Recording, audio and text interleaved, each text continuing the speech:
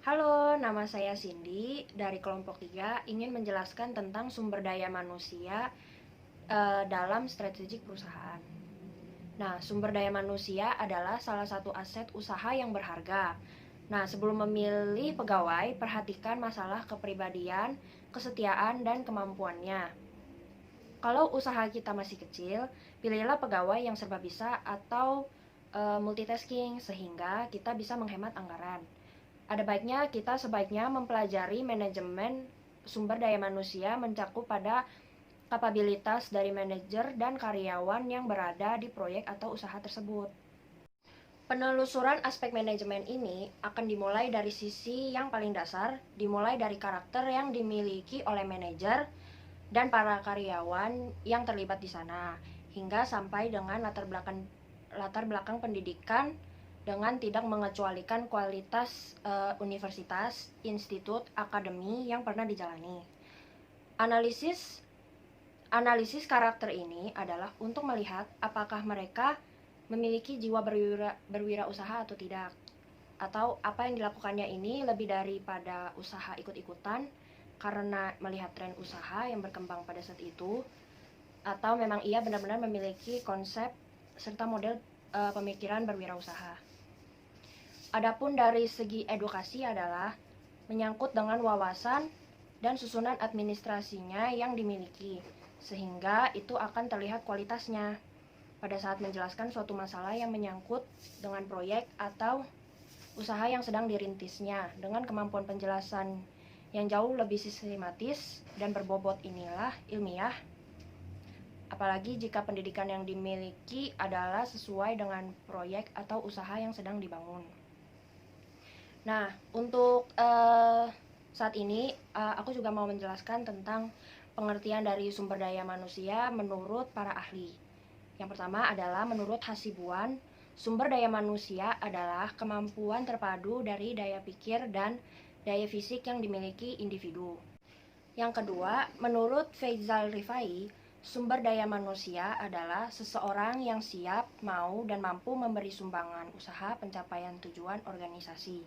Selain itu, sumber daya manusia merupakan salah satu unsur masukan atau input yang bersama unsur lainnya seperti modal, bahan, mesin, dan metode atau teknologi yang diubah menjadi proses manajemen menjadi keluaran atau output berupa barang atau jasa dalam usaha mencapai tujuan perusahaan. Yang ketiga, menurut Agus Sunyoto, mengapa kita harus mempelajari manusia sebagai sumber daya? Karena manusia memegang peran yang sangat penting dalam keberhasilan suatu usaha. Dalam organisasi usaha yang besar, modal yang besar, teknologi yang canggih, sumber daya alam yang berlimpah tidak mungkin dapat dieksploitasi tanpa sumber daya yang diperlukan, yang memadai, yang mempunyai kemampuan dan kompetensi untuk memanfaatkan sumber daya lingkungan. Sumber daya manusia menurut Agus Sunyoto adalah aset penting dalam upaya peningkatan kualitas suatu masyarakat. Bahkan dalam suatu struktur organisasi atau kepemimpinan perusahaan, misalnya, satu bagian khusus sengaja dibentuk untuk bertanggung jawab, mengatur, dan mengeksplorasi sumber daya manusia para anggota atau karyawan. Hal ini tentu karena hasil kerja dan karya sangat ditentukan oleh kualitas sumber daya manusia seseorang. Terima kasih. Nama saya Arif Ramadan dengan nomor induk mahasiswa 4321912008. Saya akan melanjutkan penjelasan mengenai aspek SDM. Perlunya sumber daya manusia dikelola dengan baik karena manusia selalu berperan aktif dan dominan dalam setiap kegiatan organisasi. Manusia adalah perencana, pelaku, sekaligus penentu terwujudnya tujuan organisasi. Fungsi-fungsi dalam pengembangan sumber daya manusia menurut Cipto Herianto yaitu mencakup pertama, perencanaan atau human resource planning, yang sering diibaratkan sebagai inti manajemen sumber daya manusia, karena perencanaan itu sendiri dapat mengurangi ketidakpastian di waktu yang akan datang. Fungsi ini berkaitan dengan kegiatan merencanakan sumber daya manusia sesuai dengan kebutuhan organisasi. Kedua, pengorganisasian, yang dilakukan untuk mengatur atau menata semua anggota dalam organisasi agar mampu bekerja dalam unit kerja yang ada. Hal ini dilakukan untuk menetapkan pembagian kerja, hubungan kerja, delegasi wewenang, integrasi, dan koordinasinya. Selanjutnya, poin ketiga yaitu pengarahan. Pengarahan adalah suatu kegiatan pembekalan yang dilakukan agar semua anggota dalam organisasi lebih efektif dan efisien dalam membantu terwujudnya tujuan organisasi, unit kerja, perusahaan, anggota, dan masyarakat.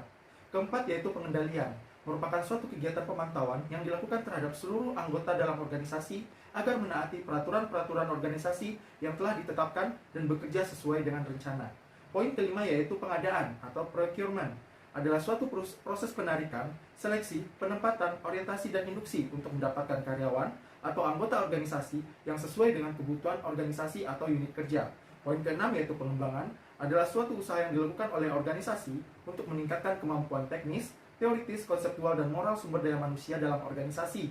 Dalam hal ini, pengembangan dilakukan melalui pendidikan dan pelatihan baik secara formal dan informal, yang dilaksanakan sesuai dengan kebutuhan organisasi, baik untuk memenuhi kebutuhan saat ini maupun di masa mendatang.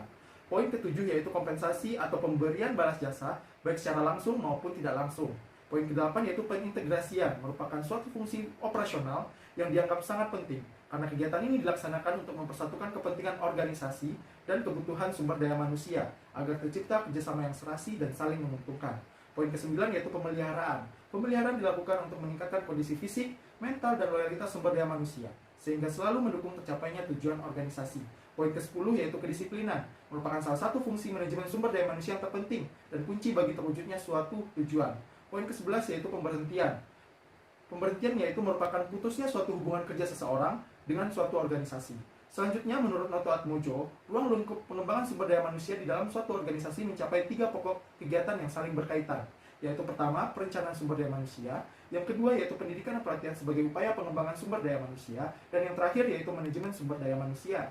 Perencanaan sumber daya manusia dilakukan untuk mengefektifkan penggunaan sumber daya manusia, menyesuaikan kegiatan sumber daya manusia dengan tujuan organisasi, agar dapat mengkoordinasikan kegiatan-kegiatan manajemen sumber daya manusia dan mengembangkan sistem sumber daya manusia. Pendidikan dan pelatihan merupakan upaya untuk mengembangkan sumber daya manusia, terutama untuk mengembangkan kemampuan intelektual dan kepribadian manusia. Sedangkan manajemen sumber daya manusia adalah seni dalam merencanakan, mengorganisasikan, mengarahkan, dan mengawasi kegiatan-kegiatan sumber daya manusia dalam rangka mencapai tujuan organisasi. Demikian, terima kasih. Assalamualaikum warahmatullahi wabarakatuh. Saya Dinda Julius Kayanti, saya dari kelompok 3. Di kelompok kami ini menerapkan tentang penerapan sumber daya manusia. Saya akan menjelaskan di bagian pengembangan sumber daya manusia dengan menerapkan manajemen sumber daya manusia atau MSDM.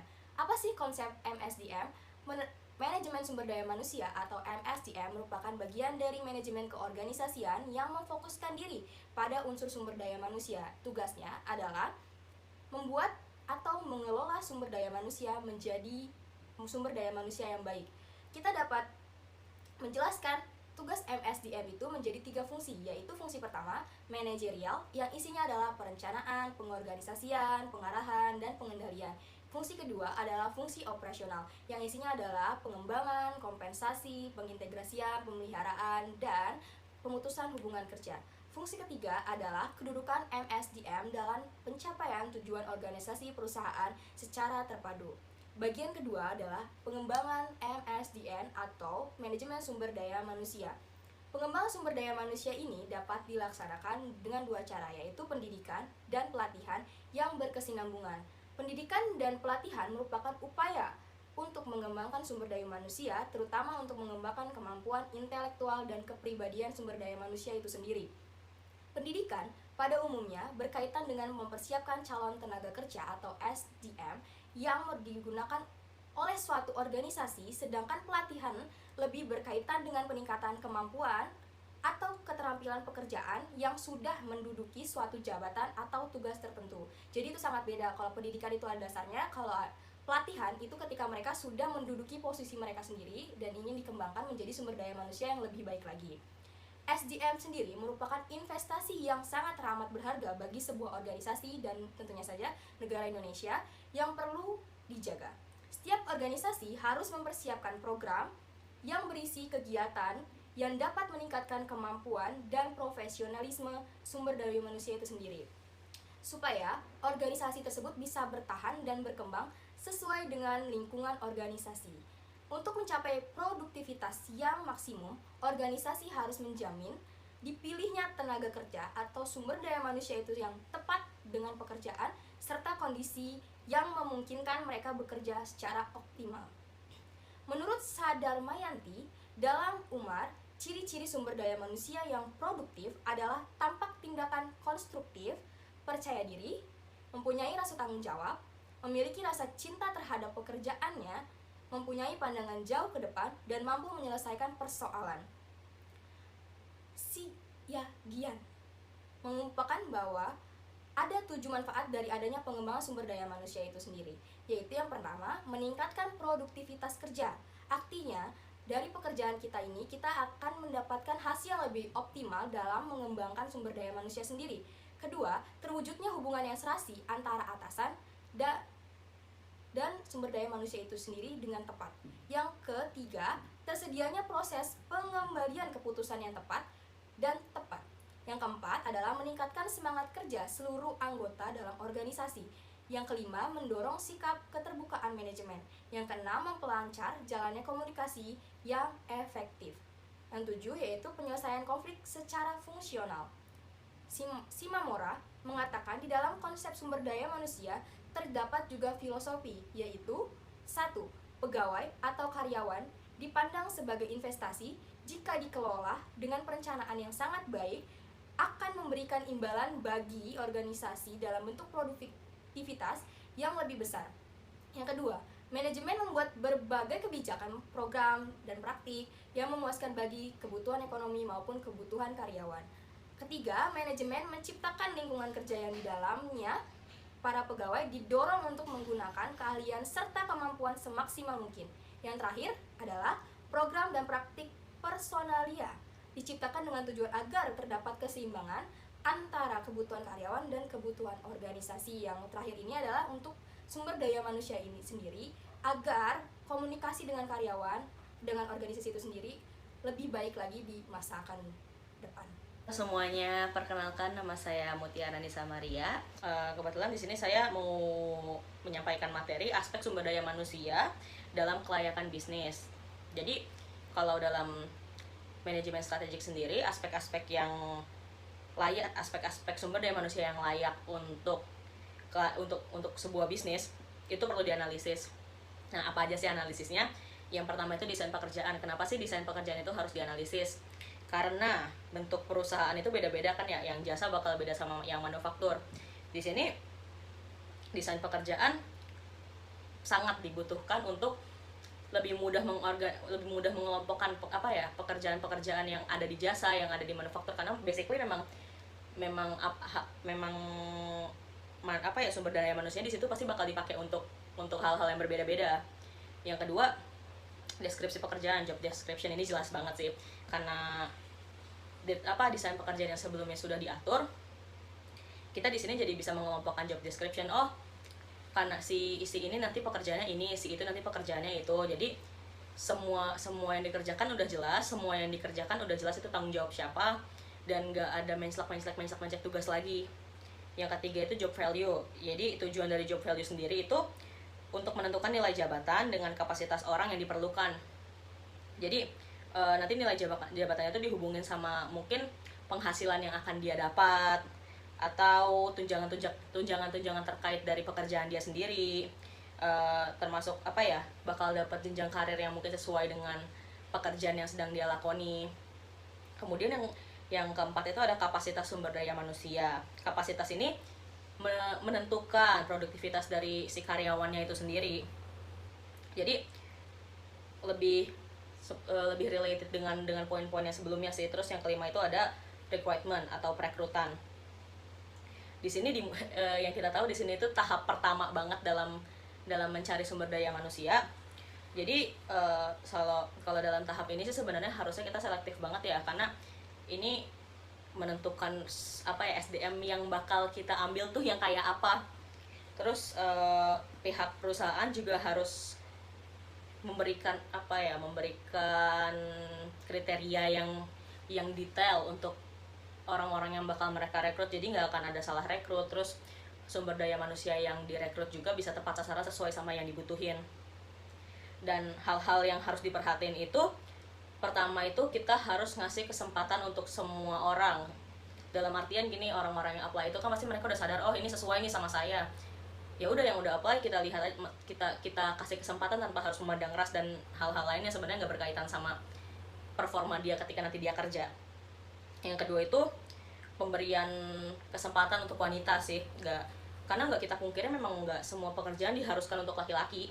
Yang ketiga itu kita harus perhatiin himbauan-himbauan tertentu dari pemerintah juga, yang apa ya, jangan sampai nanti kita terlalu memberikan kesempatan ke semua orang, kita lupa kalau misalkan nanti oh ada anak kecil kita pekerjain aja, oh itu nggak bisa, itu eksploitasi anak.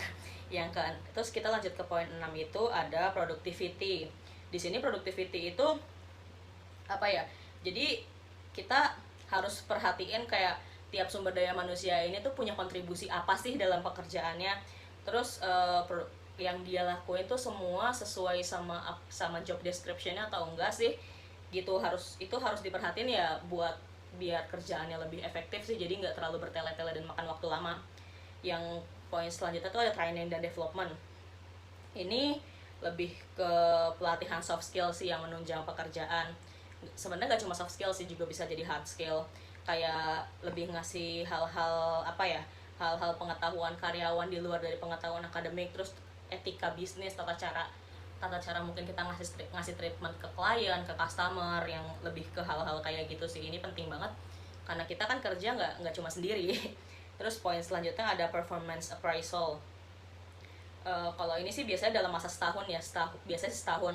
Jadi karyawan itu dapat jatah untuk konsultasi ke bagian-bagian tertentu yang udah ditunjuk, terus dapat feedback kayak apa kinerja dia tuh selama setahun belakangan tuh kiranya gimana, terus apa aja sih yang harus ditingkatkan di tahun-tahun selanjutnya. Terus lanjut apa ya, kayak misalkan kalau bagian orang-orang yang langsung berhadapan sama customer, biasanya dia dapat advice kayak oh ini loh kepuasan customer tuh kayak gini gitu, oh ini loh kurangnya pelayanan kita tuh di sini, jadi kita bisa ada improvement tiap tahunnya. Terus yang poin ke-9 itu ada compensation and benefit. Di sini sih lebih ke kompensasi ya, selain dari gaji, selain dari gaji pokok yang kita terima, itu biasanya kita dapat tunjangan atau dapat jenjang karir. Dan kalau dapat jenjang karir, dapat beberapa perusahaan baik mungkin bakal ngasih kendaraan, atau mungkin ada juga yang ngasih rumah untuk karyawannya yang mungkin jam terbang di perusahaan itu juga udah lama, loyalty-nya udah nggak usah dipertanyain lagi gitu. Terus di poin ke-10 itu ada career planning. Kalau career planning sendiri itu lebih ke pengembangan dari kemampuan si karyawan itu sih. Terus nanti dari situ kita bisa lihat nih perkembangan karir dari si karyawan ini kira-kira gimana. Terus setelah itu, tapi baiknya kalau misalkan kita mau sih karyawannya tuh dibagi per kelompok gitu loh, jadi nanti apa ya, bisa ketika ngasih promosi itu kita lebih efektif sih, nggak satu-satu, nggak keder sendiri. Yang terakhir itu ada poin ke-11 itu ada penghematan. Di sini kalau penghematan itu kayak karyawan nih udah mengabdi dalam waktu-waktu tertentu, terus karyawan ini pasti bakal pensiun dong. Nah, kalau dalam hal-hal pemutusan hubungan kerja kayak gini ya, perusahaan pasti bakal ngasih kompensasi untuk karyawannya juga dong. Terus kayak kalau misalkan kompensasinya itu juga kita nggak bisa main asal kasih kan, itu harus sesuai sama aturan undang-undang yang berlaku.